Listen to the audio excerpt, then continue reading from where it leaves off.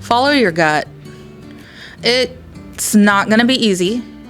There's going to be a lot of ups and there's going to be a lot of downs, but keep with it because you could be the next Maker's Market. And believe me, this is a feeling that you want to feel. We started from 20 and went to 56, and people have just embraced the fact that it's handmade. Yeah. It's unique. We are not selective. Everybody is welcome here.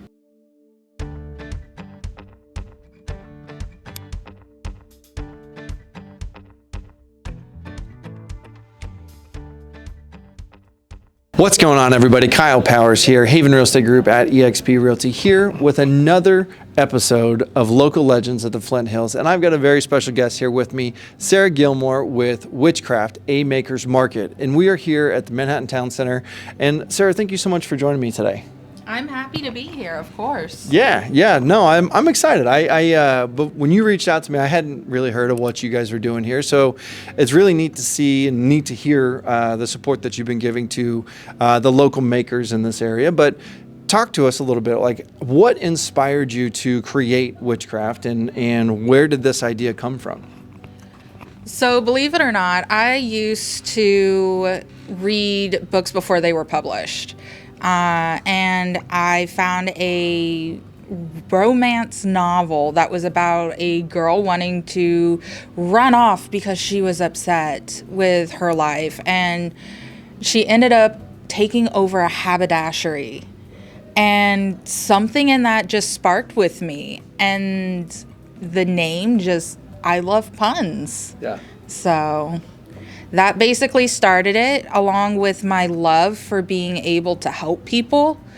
And yeah, being here in Manhattan, Kansas, and seeing all of the makers, creators, crafters, and vendors, it's just, I wanted to be able to give them a space where they would be able to do this year round.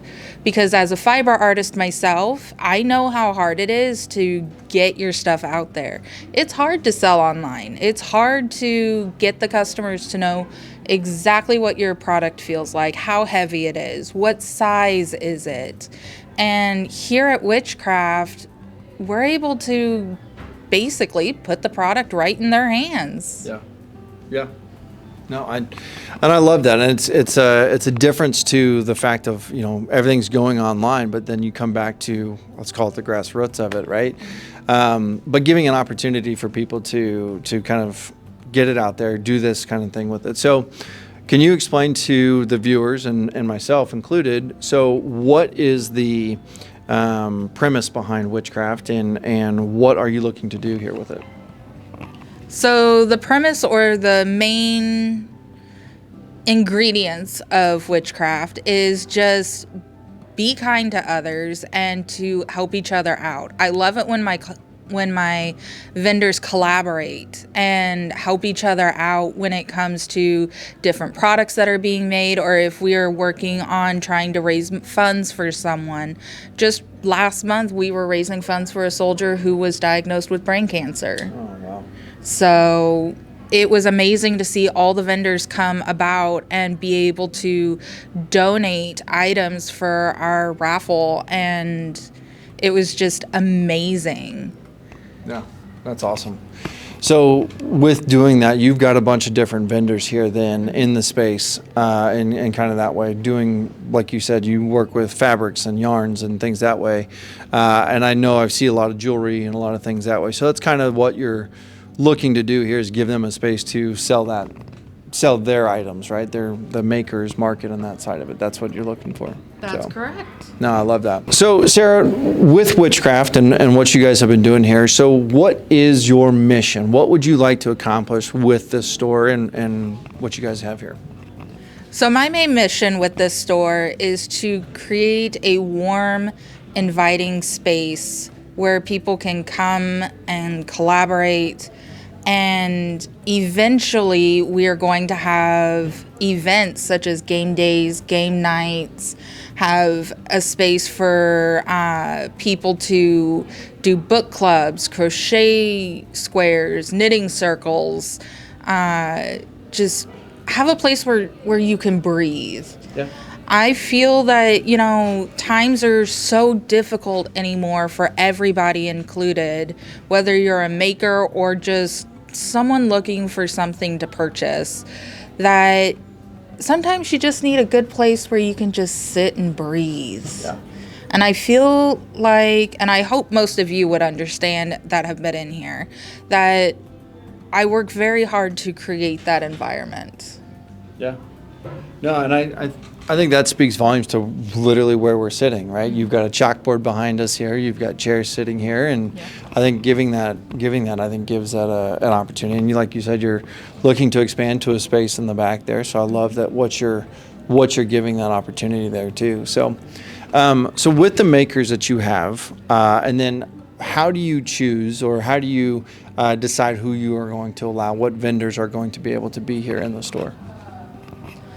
So I could say that I am a maniacal mastermind of choosing which vendors come in here. But honestly, as long as there's not an overage or an overabundance of that particular craft that we have in here, then I'm probably going to let you in. Yeah. You have to at least do 80% of the work on the item itself in order for it to qualify to come in.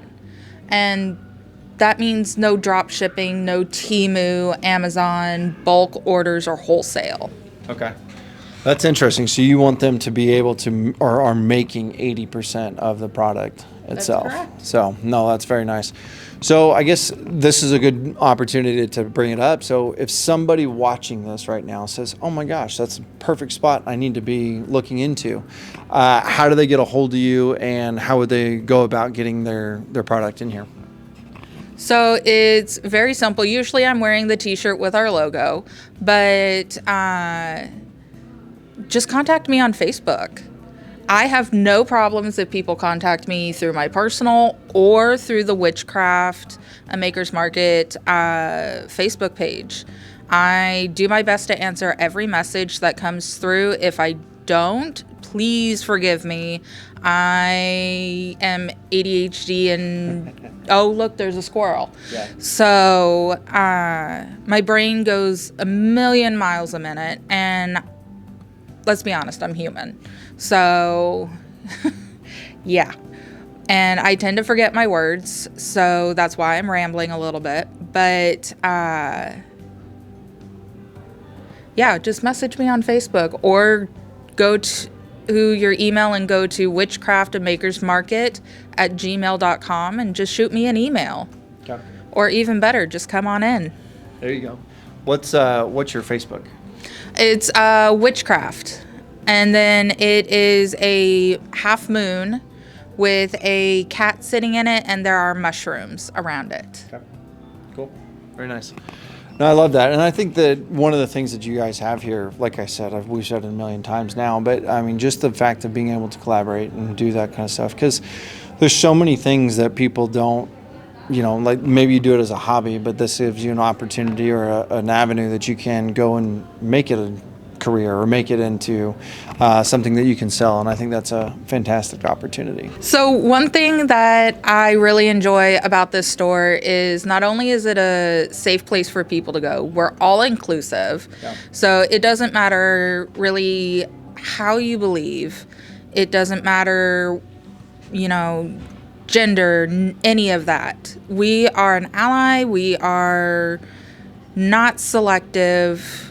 Everybody is welcome here. And if you are trying to just make enough money to get your material money back, I completely understand that, because it's hard being a maker. Yeah. And we're here to try and make it a little bit easier. Talk to us a little bit about what you guys have here in the store, and what kind of products that you guys actually carry here, and how that changes and what that looks like. So think of us like a local farmer's market that goes on the weekly. It changes every time you go. Yeah. So you can come in one day and there'll be dates with a book, or there'll be skeleton jewelry, or Halloween cards, for example, because we're near Halloween and that's my favorite holiday. But the next week you come in, there may be different types of items such as car garbage bags. We all know how messy cars get. Or there will be new types of designed shirts or cups or even floral arrangements. There are so many different kinds of crafts here, and it's amazing. Yeah. We started off with about 20 vendors, and now we are at 56. That's unreal. That's cool. I mean, it's amazing. Yeah. And I know that this shop is making a big difference for vendors and customers. A vendor I know, she had very little self-esteem when it came to her art and her jewelry. And she has told me numerous times that this store has just brought life into her work. She does it for physical therapy, she does it for mental therapy, and now she feels like she's found a place. And it's like, yes, that's what I want. I want people to realize that what you do matters. Yeah. Everybody is enough just how they are. Yeah. I love that. I love that. And actually that kind of brings into the next question I have. I mean, you mentioned a little bit how you've grown from 20 to 56, which is fantastic. So how have you seen the maker community? How have you seen that grow since you've started this store? So since I've started the store, like I said, we started from 20 and went to 56. So we started off with, it was an amazing start. I'm not going to lie. Everybody came in and people have just embraced the fact that it's handmade. Yeah. It's unique. It's going to be potentially be carried down throughout the years, or we don't do antiques, but could potentially have made a difference in someone else's life. Yeah. So to see the community just grow and welcome everything that's going on, and to know that we've expanded to the point to where we have 2 shows coming up. Yeah. Where we are going to expand into the fountain area of the mall and have an all handmade market there. Okay. Just, blows my mind. That's awesome. Tell us about that. So what you've got events then that you guys are doing. So tell us about that event. What's coming up, and then what events are you doing throughout the year to help these makers? So we are still accepting applications for our November 29th Small Business Saturday. Keep that in mind. And that following Sunday on the 30th, it's going to be an all-day market in the fountain area of the mall. And it's going to be all handmade. We are being selective with who we're putting out there because we don't want 6 jewelry vendors, Sure. 2 3D printers, and that's it. We want to have a wide variety of items for people to be able to choose from. And then the second event we're having is about 2 weeks before Christmas. It's December 13th and 14th. Again, all day events. And from what I hear, there may be a Christmas wrapping or a present wrapping section for that. So I'm super excited about that because nobody likes to wrap presents. Nobody. That's awesome. So then again, you're growing in the sense of it, right? And I think it's important to say too in this thing is I want you to tell the viewers, I want you to tell the people, you're at 56. What's your big goal that you're looking for of how many makers you want to have here?